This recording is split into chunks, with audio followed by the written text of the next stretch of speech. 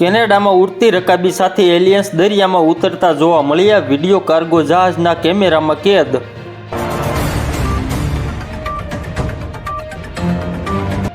હવામાન નિષ્ણાત આંબાલાલ પટેલના મતે દક્ષિણ ભારતમાં વાવાઝોડું લાવશે મેઘતાંડવ. ગુજરાતમાં 5 થી 10 ડિસેમ્બરની વચ્ચે વરસાદી છાંટા પડવાની શક્યતા. ઉત્તર ગુજરાત અને દક્ષિણ ગુજરાતના ખેડૂતોને કાળજી લેવાની ચેતવણી.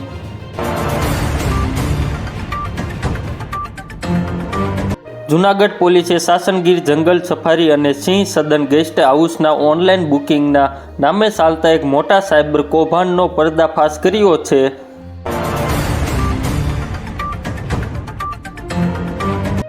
ગયા મહિને સિલિન્ડરના ભાવમાં 6.50 સુધીનો ઘટાડો કરવામાં આવ્યો હતો. તેથી ડિસેમ્બરમાં સિલિન્ડરના ભાવમાં કેટલો ફેરફાર થશે તે જોવાનું બાકી છે.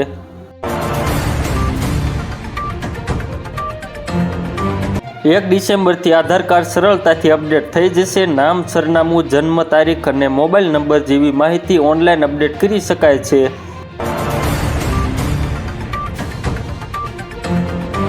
કાકડીઓમાં ફાઇબરનું પ્રમાણ વધુ હોય છે. વધુ પડતું ફાઇબર ઘણા લોકો માટે ભારે પડી શકે છે અને ગેસ, અપચો, પેટનું ફૂલવું અથવા ખેંચાણ જેવી સમસ્યાઓ વધારી શકે છે.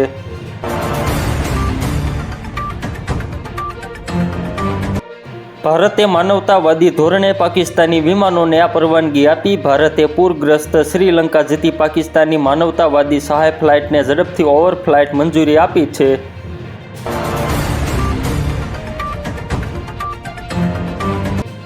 જાપાનમાં હવે લગભગ 2 લાખ મુસ્લિમ વસ્તી છે અને જાપાની શહેરોમાં જમીનની તીવ્ર અછત છે, જેના કારણે જાપાન માટે મોટા કબ્રસ્તાન બનાવવાનું મુશ્કેલ બની ગયું છે.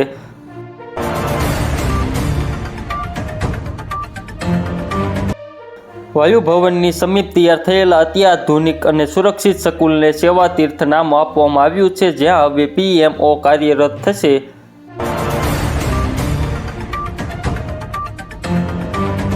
અમદાવાદ પોલીસ અનુસાર હવે જો યાત્રીઓ સાથે રિક્ષા ચાલક દ્વારા કોઈ કથિત ગુનો આચરવામાં આવે તેવી પરિસ્થિતિમાં જો આ સ્ટીકર નંબર અથવા તો સ્ટીકર પર લખેલા પોલીસ સ્ટેશનનું નામ યાદ હશે તો પોલીસ આ રિક્ષા ચાલકને ગણતરીની મિનિટોમાં પકડી શકશે.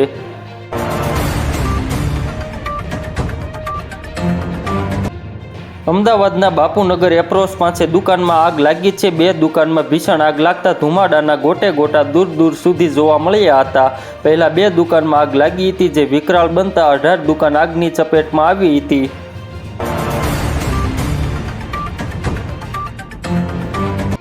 પાટણમાં લૂંટેરી મહિલા ગેંગને પોલીસે પકડી પાડી છે. બસમાં મુસાફરી કરીને અન્ય મહિલાઓના પર્સમાંથી આ ગેંગ ચોરી કરતી હતી. પોલીસે 2 આરોપીઓની અટકાયત કરી વધુ કાર્યવાહી હાથ ધરી છે.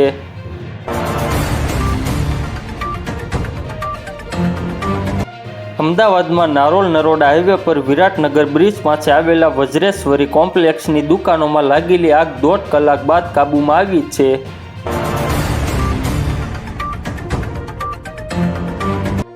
અમદાવાદમાં છેલ્લા 24 કલાકમાં બીજી એક ગંભીર અકસ્માતની ઘટના સામે આવી છે, જેમાં પૂર ઝડપે જઈ રહેલા યુવકનું ઘટના સ્થળે જ મોત નીપજ્યું છે.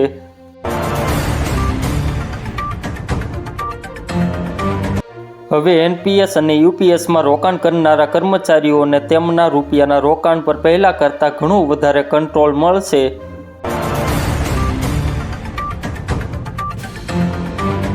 ભારત અને રશિયા વચ્ચે ન્યુક્લિયર સબમરીનને લઈને કરાર થયો છે. રશિયા ભારતને પરમાણુ સંયંત્રથી ચાલનારી HSN સબમરીન લીઝ પર આપશે.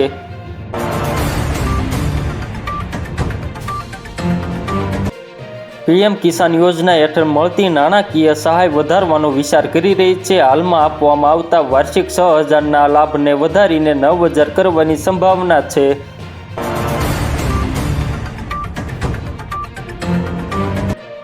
થી 8 ડિસેમ્બરની આસપાસ હવામાનમાં ફેરફાર થઈ શકે છે. ઉપરાંત 8 થી 18 ડિસેમ્બર દરમિયાન રાજ્યમાં માવઠું આવવાની શક્યતા છે.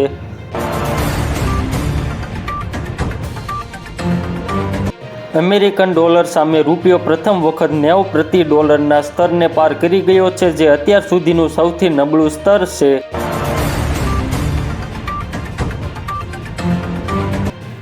રાજકોટના ક્રિસ્ટલ મોલમાં ગુજરાતી ફિલ્મ લાલોના પ્રમોશનલ કાર્યક્રમ દરમિયાન ભાગદોડ જેવી સ્થિતિ સર્જાઈ હતી.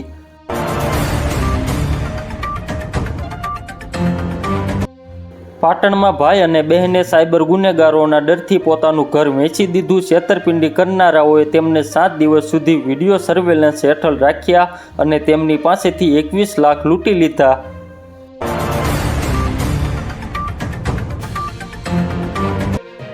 ભાજપે પૂર્વ કોંગ્રેસ અધ્યક્ષ સોનિયા ગાંધીના જેવું જ નામ ધરાવતા એક મહિલા ઉમેદવારને કેરળથી ચૂંટણી મેદાનમાં ઉતાર્યા છે।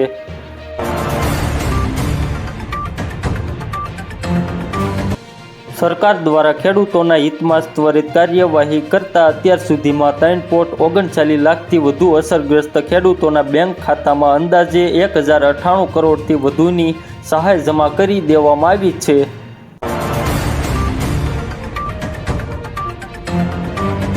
ભારતીય હવામાન વિભાગ IMDની આગાહી અનુસાર આગામી 24 કલાક દરમિયાન ગુજરાતનું હવામાન સૂકું રહેશે અને તાપમાનમાં કોઈ મોટો ફેરફાર જોવા મળશે નહીં।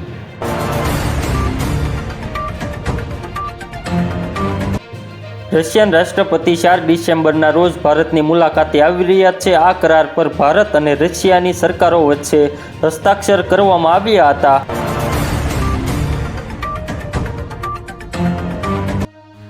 ઉત્તર પ્રદેશના અમરોહામાં બુધવારે મોડી રાત્રે નેશનલ હાઈવે 9 પર એક ભયાનક માર્ગ અકસ્માત થયો હતો।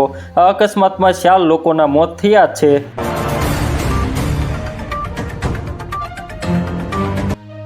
હવેથી રેલવે રિઝર્વેશન કાઉન્ટર પરથી તત્કાલ ટિકિટ બુક કરાવવા માટે મુસાફરોએ પોતાનું ઓળખ સાબિત કરવા મોબાઈલ પર આવેલો OTP આપવો ફરજિયાત રહે છે।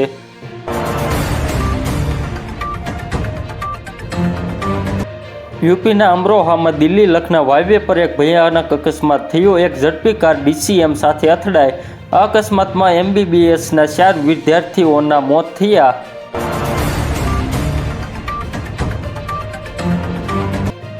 રાજકોટ યુનિવર્સિટી પોલીસ સ્ટેશનમાં મેનેજર સામે ગુનો દાખલ કરવામાં આવ્યો છે, કેમ કે આ કાર્યક્રમ મંજૂરી લીધા વિના લોકોને એકઠા કરી જાહેરનામાનો ભંગ કરતા પોલીસે મેનેજર સામે ગુનો નોંધ્યો હતો। આ સમયે મોલમાં હાજર સ્ટારકાસ્ટ પ્રોડ્યુસર અને ડાયરેક્ટરને પોલીસનું તેડું આવ્યું છે।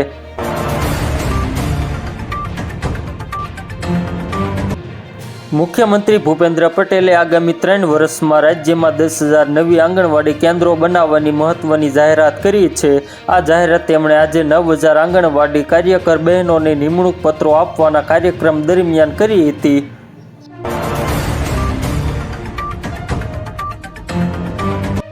તો મિત્રો, હાલ માટે એટલું જ। ફ્રી મળીએ નવી અપડેટ અને નવા સમાચાર સાથે। તે પહેલાં ખાસ કરીને વિડીયોને એક લાઇક અને RTV ગુજરાતી ન્યૂઝ YouTube ચેનલને ખાસ કરીને સબસ્ક્રાઈબ કરવાનું ભૂલતા નહીં મિત્રો।